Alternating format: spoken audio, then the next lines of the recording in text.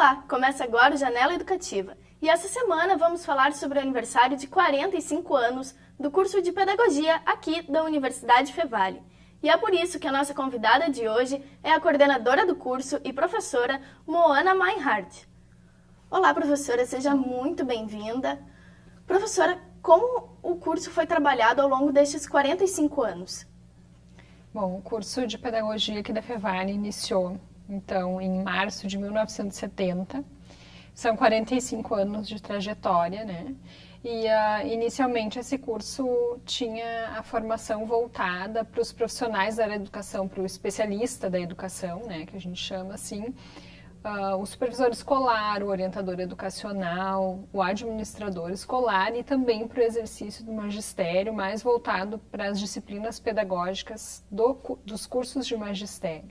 Então, o pedagogo se formava e estava preparado para atuar nessas áreas.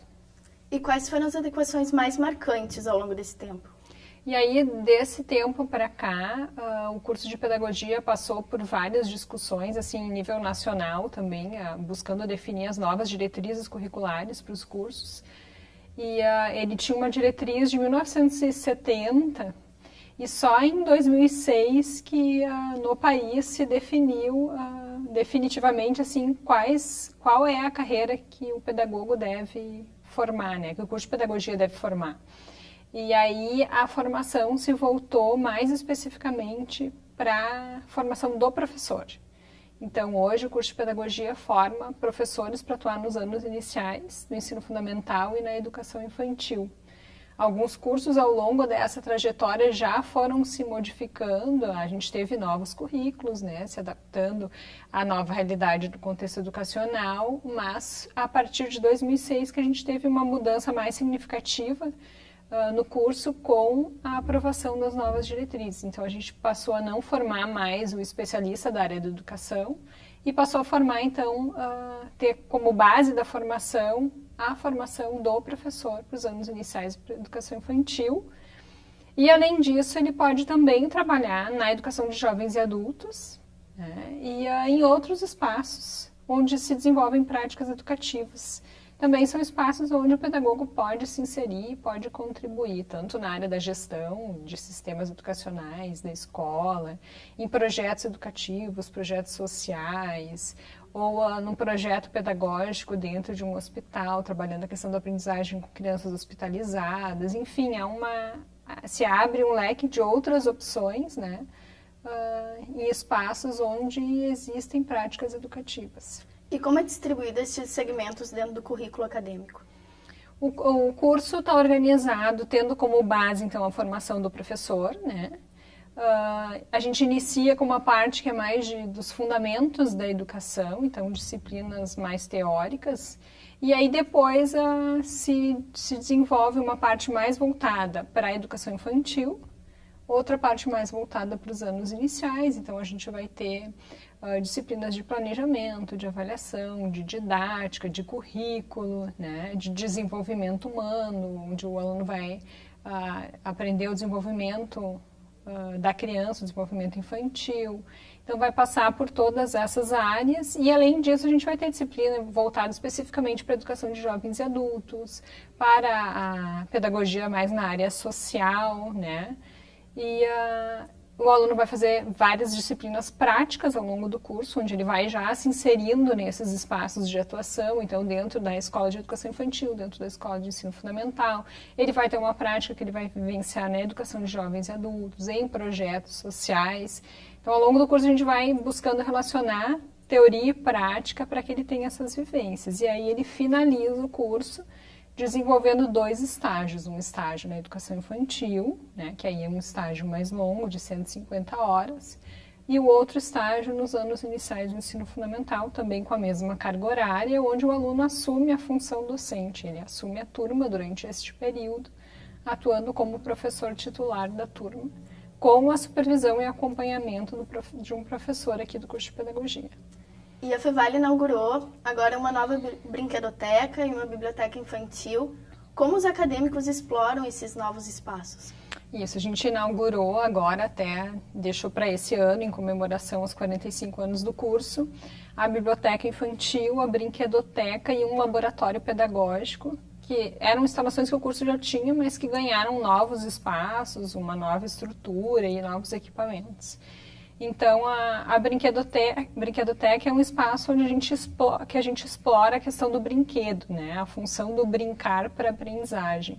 Então, o aluno vai conhecer lá os diferentes tipos de brinquedo adequados para cada faixa etária, o que aquele brinquedo vai desenvolver na criança, né? Que aprendizagem ele vai proporcionar. É um espaço organizado para a criança brincar, né? E que tem disponível diversos brinquedos. A biblioteca infantil também funciona como um laboratório para o curso de pedagogia, porque lá o aluno vai aprender como que ele vai depois trabalhar com a criança a questão da leitura, da escrita, desenvolver o gosto pela leitura, como fazer uma hora do conto, né, contar uma história para a criança, envolver ela nessa história. Então, ele é um espaço que está organizado para desenvolver esse tipo de prática. A gente projetou esses espaços em parceria com a Escola de Aplicação. Então, a Escola de Aplicação utiliza com as crianças no turno da manhã e da tarde, né? E à noite, esses espaços são laboratórios para o curso de pedagogia. E o laboratório pedagógico é um espaço novo, né? Para desenvolver diferentes práticas dentro das disciplinas do curso. Então, ele tem espaço para trabalhar em grupo, nós vamos ter alguns materiais pedagógicos disponíveis lá, a gente tem um projetor interativo, então, para poder trabalhar diferentes propostas dentro das próprias disciplinas do curso. E a senhora, como professora, como enxerga o cenário da educação a nível nacional? A educação hoje acho que tem um cenário bastante desafiador, né? Alguns anos atrás, a gente ainda falava em falta de vagas para alguns alunos, o problema ainda era de acesso à educação, acho que hoje a gente superou isso. Toda criança tem vaga na escola, mas a gente tem um desafio da qualidade, né? De qualificar a educação que está sendo oferecida. Então, acho que nesse cenário, a formação do professor é muito importante, né? Porque para contribuir com a qualidade da educação, um professor que tem uma boa formação, que está preparado para ir lá, né, se inserir nessa realidade, contribuir com a aprendizagem das crianças é bastante importante.